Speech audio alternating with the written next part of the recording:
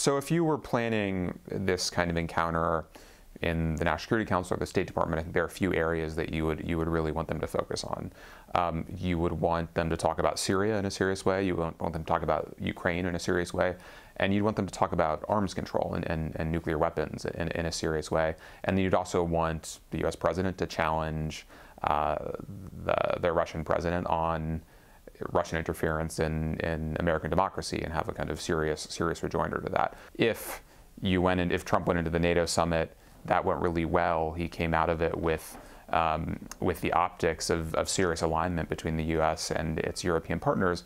That would give him leverage in a negotiation with Putin. The problem is if the pattern in the last few weeks with the G7 and then the encounter with the North Koreans holds, he's just as likely to undercut solidarity with allies and insult NATO, talk about tariffs targeted at our European partners more than the Chinese or Russians. And if that happens, if there's a sense of disarray in the transatlantic relationship going into the Putin-Trump encounter, that undermines U.S. leverage and helps Putin. Sitting face-to-face with the U.S. president and between the two of them working out arrangements in all of these different conflicts in the world. It puts Putin at a very high level. It allows him to play his hand very, very skillfully. And it creates this image of the United States and Russia together addressing the biggest problems on the global stage, and with the two of them as equals. And that is a huge help to Putin at a time when, Russian power over the long term is declining.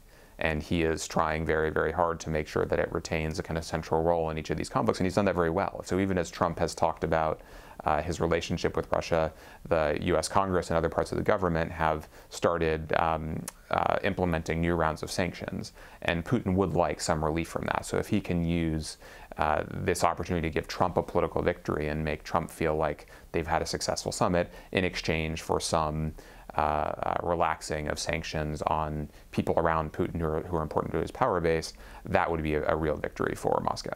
If you got a serious statement from Putin and a real commitment on electoral interference and really moved that forward, if you got a serious process going on arms control, on nuclear weapons, and if you got some kind of progress on the situation in the Ukraine, I think that would be perceived as a win. I think all of those are probably long shots, but if you could move some subset of those challenges and really kind of make policy progress, not just kind of gauzy high-level announcements, but really make progress on those, I think that would be positive.